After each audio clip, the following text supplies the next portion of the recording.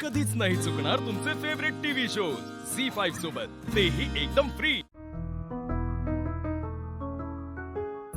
Thank you बसन. पाया पडते. सुखी राहा.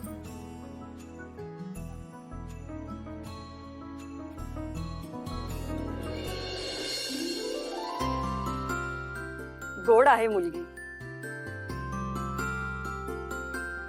प्रतीक, आज खऱ्या अर्थाने माझी काळजी मिटली. आयुष्यात पहिल्यांदाच चांगला निर्णय घेतलायस तू.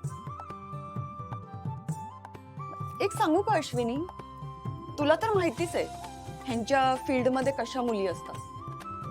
मला तर असं वाटलेलं की तशीच कोणीतरी बडे बाप की बिगडी हुई औलाद म्हणून करून आणणार हा. पण ही सगळी माणसं बघून, हे घर बघून माझी चिंता मिटली. तुम्हाला भेटून आम्हालाही खूप बरं वाटलं. आमची मुलगी चांगल्या घरात जाते याची खात्री पटली आम्हाला.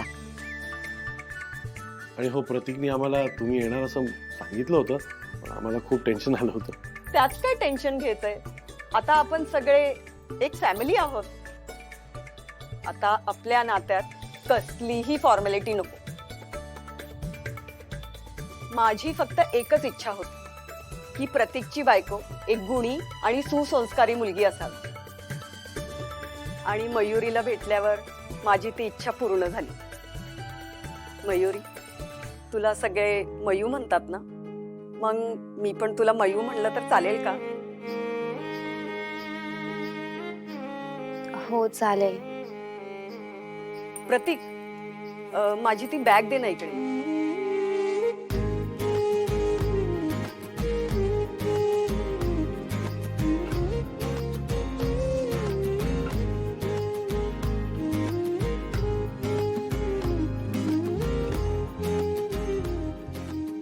हे घे.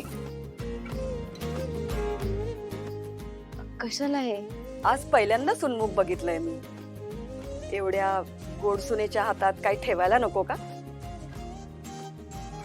आता हे आत्याकडून एक भेट समज.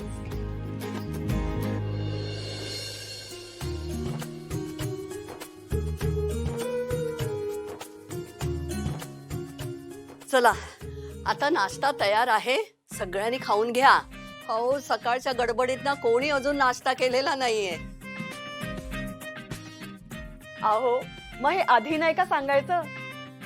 आधी जसं सगळ्यांना फैलावर घेतलं तसं परत घेतलं असतं. असं उपाशी राहतं का कोणी? चला चला, सगळ्यांनी नाश्ता करून घेऊया.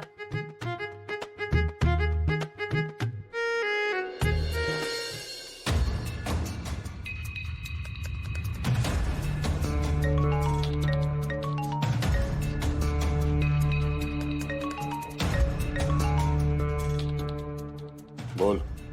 हॅलो श्रेयस, तू इकडे येतोयस ना? आणि आपलं काय काय बोलणं झालं?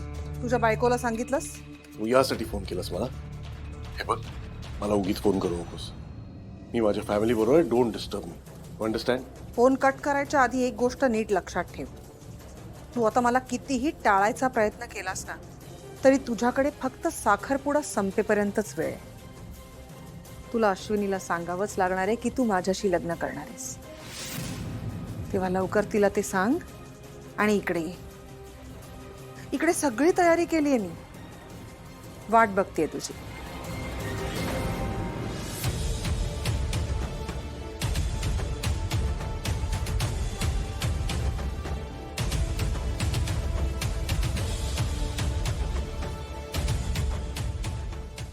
काय रे श्रेयस, का असं मला सारखं चिडायला लावतोस?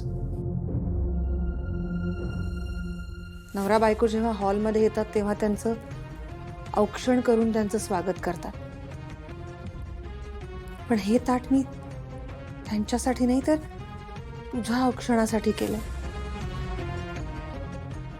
इथून पुढे तू माझ्या फक्त घरातच नाहीस तर माझ्या आयुष्यात सुद्धा कायमचा राहायला येणार आहेस. मला तुझं स्वागत खूप खूप छान पद्धतीने करायचंय.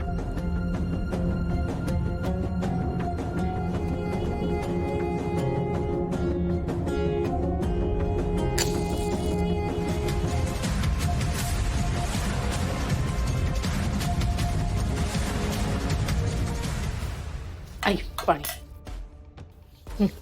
घ्या. अश्विनी मला तुझ्याशी बोलायचंय.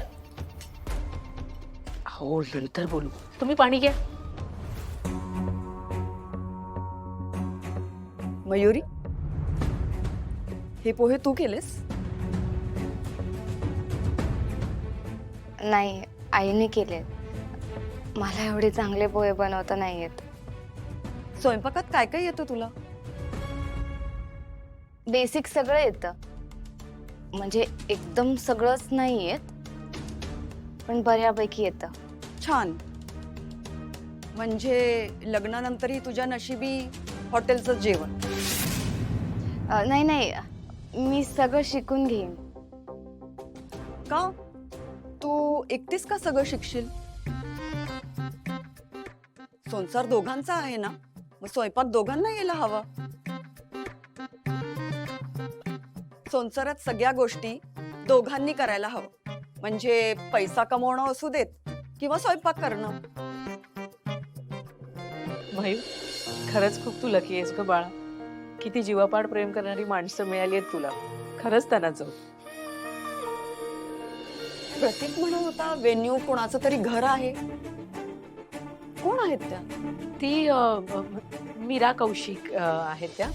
म्हणजे यांची मैत्रीण, म्हणजे आता माझीही चांगली मैत्रीण झाली आहे. आपलं आयत्या वेळी ठरलं ना साखरपुड्याचं, त्याच्यामुळे मनासारखा हॉलही मिळत नव्हता. म्हणून तिने सांगितलं की तिच्या घरात साखरपुडा करता येईल. आणि मयूवर तिचा खूप जीव आहे. आम्हालाही नाही म्हणता आलं नाही. अश्विनी आता काय बोलतच बसणार आहेस? वाजले किती बघ.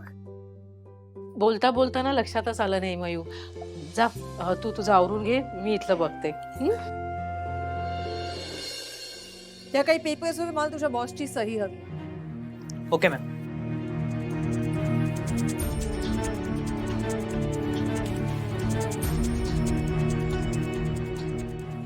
मॅडम, हा पेपर कसला आहे? तुला काय करायचंय? मॅडम, हा घटस्फोटाचा कागद आहे. हो मग मग मला का सांगता यावर सह्या घ्यायला?